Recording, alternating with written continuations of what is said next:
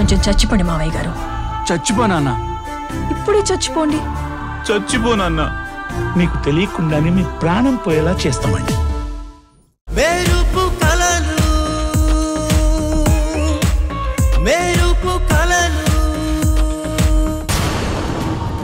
వాళ్ళకి ఏ మాత్రం డౌట్ వచ్చినా మనం దొరికిపోతాం.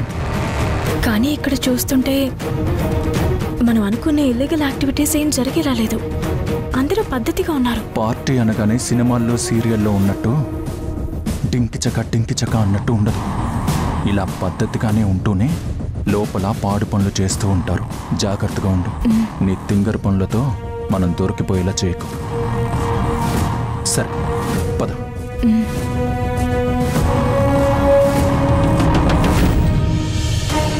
ఏంటమ్మా విమలమ్మ గారు ఇలా చేశారు? మీ మేనకోడల్ని చూసి ఎంతగానో ఇష్టపడిన రిషిబాబు తిరిగి అమెరికాకు వెళ్ళిపోతున్నాడు. తనకు పెళ్లి చేసుకోవడం ఇష్టం లేదని మీ మేనకోడలు చెప్పిందంట కదా. ఇప్పటి వరకు పెళ్లి చేసుకోవాలనుకున్న రిషి మీ మేనకోడలు దెబ్బకి తన పెళ్లి ఆలోచనలకు వాయిదా వేసుకొని అమెరికా వెళ్ళిపోతున్నాడు. అది కాదు పంతులు గారు, అదేంటంటే ముందు తనని ఒప్పించచ్చు అనుకున్నాను.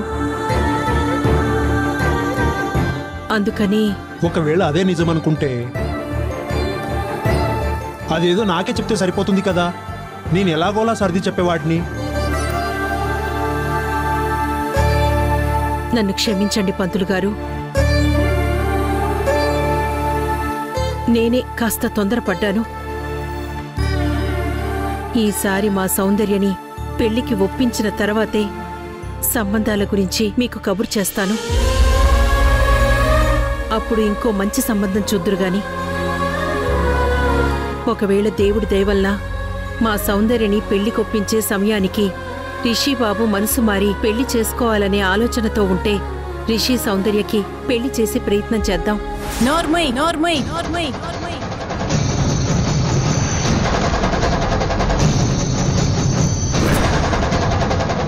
ఎన్నిసార్లు చెప్పినా నీకు అర్థం కావడం లేదా?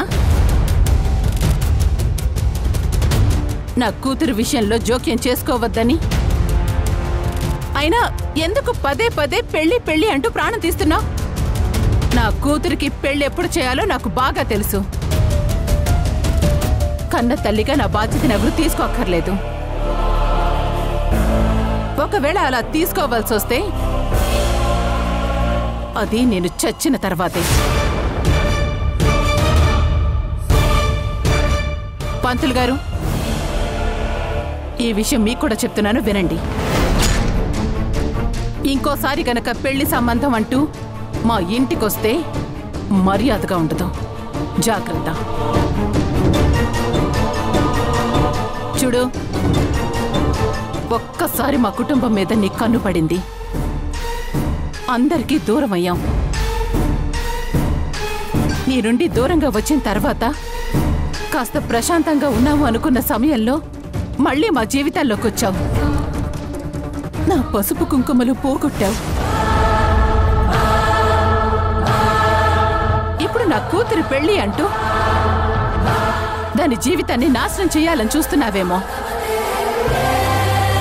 నేను బ్రతికుండగా అది జరగదు, జరగనివ్వను.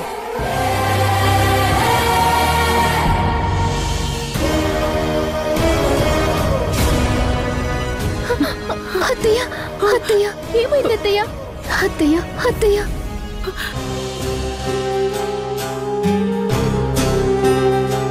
నా తమ్ముడి చివరి కోరిక సౌందర్య పెళ్లి.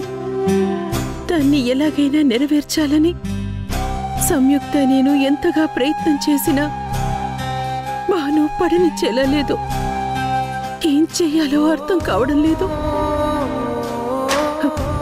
పంతులు గారు, మీరు బయలుదేరండి. ఏదైనా ఉంటే నేనే ఫోన్ చేస్తాను.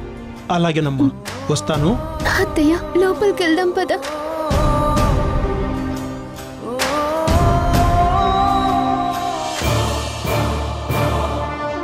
Singles not allowed, only couples.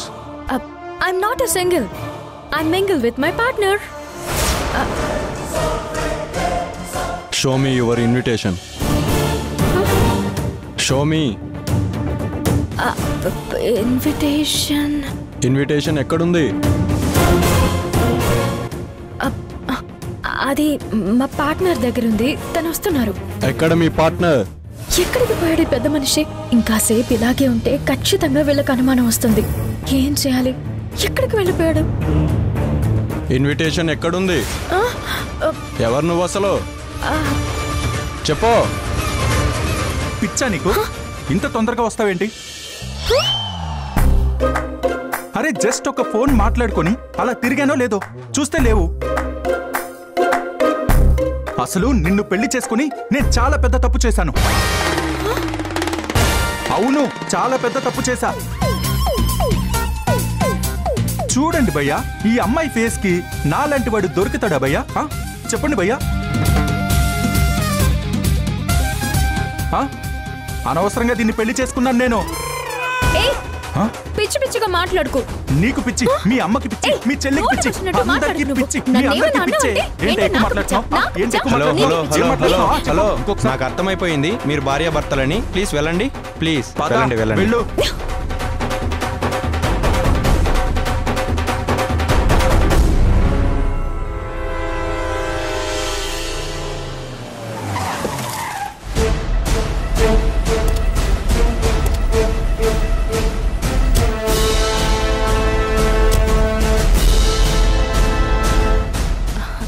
Sir, ఇదే సార్ మేము ప్రెసెంట్ ఉంటున్న ఇల్లు.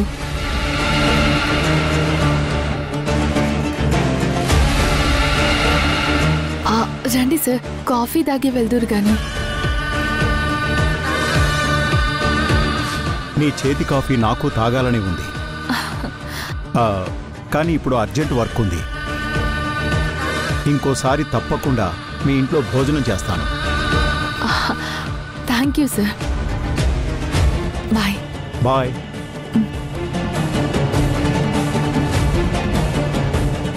సౌందర్య,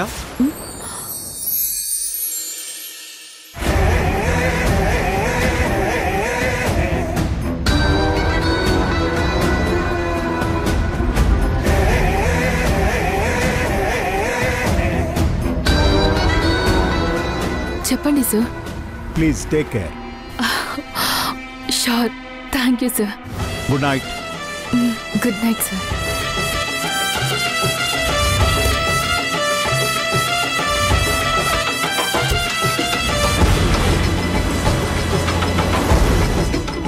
సార్ని చూస్తుంటే నా మీద ఏదో ప్రత్యేకమైన ఇంట్రెస్ట్ ఉన్నట్టుంది. అదే కనుక నిజమైతే నేను మిస్ ఇండియా అయినట్టే. నేను ఆశపడిన నా డ్రీమ్ ఇప్పుడు నా కళ్ళకు చాలా దగ్గరగా కనిపిస్తుంది.